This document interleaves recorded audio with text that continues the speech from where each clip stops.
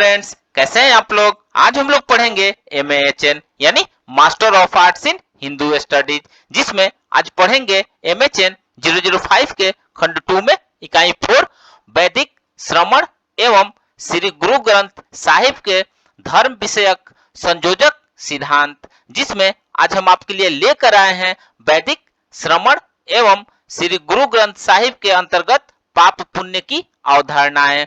तो video start करने से पहले जो भी फ्रेंड्स हमारे चैनल पे नए आए हैं, कृपया चैनल को सब्सक्राइब कर ले और बेल आइकन को प्रेस कर दे, ताकि जो भी लेटेस्ट वीडियो हमारे चैनल पे आए वो सबसे पहले आपको मिल सके। तो आइए ज्यादा टाइम को न लेते हुए चलते हैं अपने टॉपिक पर।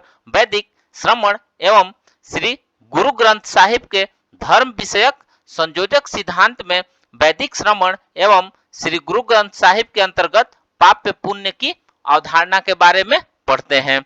तो आइए वीडियो को स्टार्ट करते हैं।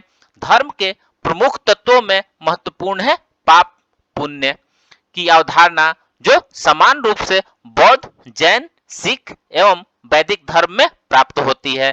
जैन धर्म में शुभ कर्मों को या शुभ कर्म के रूप में उदय हुए शुभ पुद्गलों को पुण्य कहा जाता है, जिसके अंतर्गत दीन दुखी पर करुणा करना, उनकी सेवा करना, गुणी जनों पर प्रमोद भावना रखना, परोपकार करना आदि अनेक प्रकार के कर्म से पुण्य अर्जित किया जा सकता है। जैन शास्त्र परंपरा में इसके कई भेद बताए गए हैं। अन्न पुण्य, पान पुण्य, स्थान पुण्य, शयन पुण्य, वस्त्र पुण्य, मन पुण्य, वचन पुण्य, काय पुण्य एवं नमस्कार पुण्य। दूसरे शब्दों में कहा जाए तो अन्न, जल, औषधि आदि वस्तुओं का दान करना, ठहरने के लिए स्थान देना, मन से प्रशस्त भावना रखना, वचन से मधुर, सत्य और हितकारी निर्दोष बोलना, शरीर से शुभ कार्य करना, देव गुरु, धर्म व अभिभावक आदि को नमस्कार करना, इन सभी से पुण्य होता है। इनमें कुछ विषय पर तो हमारे सिख धर्म में अत्यंत गरिमा के साथ प्रतिष्ठित किया गया है। अशुभ कर्मों को पाप संज्ञक स्वीकार किया गया है। जैन दर्शन में पाप उपार्जन 18 कारण माने गए हैं, जिन्हें पाप स्थान कहते हैं। ये है हिंसा, झूठ, चोरी, अब्रह्मचर्य, परिग्रह, क्रोध, मान, माया, लोभ, राग, द्वेष, कलह, अभ्याखान, झूठा आरोप लगाना, दोषारोपण करना, पैशून्य, चुगली, पर निंदा, रति अरति, पाप में रुचि और धर्म में अरुचि, माया, मृषावाद, कपट सहित झूठ बोलना और मिथ्या दर्शन। वैदिक जीवन दर्शन में भी ये बातें सभी पूर्ण रूप से ग्राह्य है। ऋग्वेद में वरुण के संबंध में उल्लेखित है कि हे वरुण, हमारा वह कौन सा सबसे बड़ा पाप था जिसके कारण तुम अपने इस मित्र का हनन करते हो। वस्तुतः मानव मूल्यों का संबंध मन, वाणी और कर्म से संबंधित है।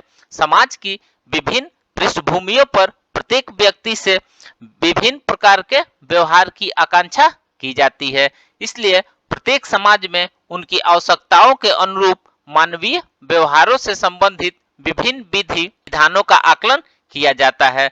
वैदिक दर्शन में जैन दर्शन की तरह यह समान रूप से परिलक्षित होता है। वहाँ नैतिकता की जो सबसे प्रमुख पीठ है वह है सत्य एवं रीत के अनुसार आचरण। इसके अनुसार जो आचरण नहीं करता है उसे अव्रत कहा जाता है और उनका परिणाम भोगने के लिए अंधकार से पूर्ण लोकों में गमन करना पड़ता है। इसलिए वरुण को नैतिकता के देवता के रूप में स्वीकार किया जा सकता है और इसलिए उन्हें धृत व्रत कहा गया है। जहां तक वैदिक दर्शन में मानवीय कर्मों की बात है, सत्यशील व्यक्ति को अच्छे और बुरे कर्मों में विभेद करना पड़ता है। जो कल्याणकारी है उसका चुनाव करना पड़ता है। मन, वचन और कर्म में सत्य का समावेश ही शुभ परिणामों का प्रदाता माना गया है। ऋग्वेद में अनेक ऐसे स्थलों पर असत्य से रक्षा करने के लिए देवताओं का आह्वान किया जाता है। ऋषियों ने देवताओं की बार बार प्रार्थना की कि वे उन्हें ऐसी शक्ति दे जिससे सत्य को छोड़कर कुछ भी न बोले। सूर्य के द्वारा सत्य का विस्तार किया गया और वह समस्त सृष्टि की प्रत्येक वस्तु का निरीक्षण करता है। इस प्रकार सत्य की अवधारणा से समस्त मानवीय कर्म आवेष्टित हैं। असंयम, क्रोध एवं इस प्रकार के अनेक संवेगों को पाप के रूप में माना गया है। ऋषियों ने यह कामना की है कि क्रोध अभिभूत न करे और यज्ञ करने वाले के मन से इसको दूर किया जाए, जिससे उनके मन में यह पाप विकसित न कर सके। प्रमाद, नशा और धूर्त क्रिया आदि भी अनैतिक कर्मों के अंतर्गत स्वीकार किए गए हैं। वस्तुतः ये ऐसी बुराइयां हैं जो मानव के व्यक्तित्व के ऊपर मैल का आवरण बनाती है और व्यक्ति के विकास में अवरोध बनकर खड़ी रहती है।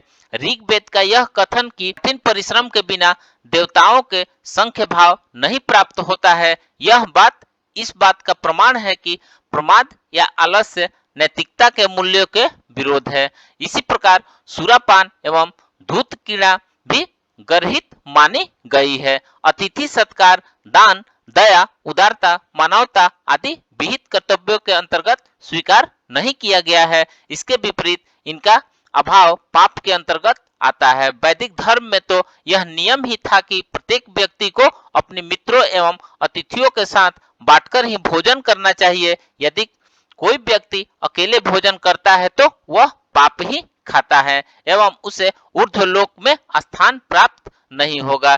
जिस भोजन को न तो अर्य मन को समर्पित किया गया हो और न ही किसी मित्र को ही, ऐसा भोजन ग्रहण करने वाला मात्र पाप का भक्षण करता है। यह भोजन उसकी मृत्यु का प्रतिरूप है। तो फ्रेंड्स, इस प्रकार से आज हमने वैदिक श्रमण एवं श्री गुरु ग्रंथ साहिब के धर्म विषयक संयोजक सिद्धांत में वैदिक श्रमण एवं श्री गुरु ग्रंथ साहिब के अंतर्गत पाप और पुण्य की अवधारणा के बारे में पढ़ा। तो मिलते हैं एक नए वीडियो के साथ में, तब तक से हमारे चैनल पे बने रहिए।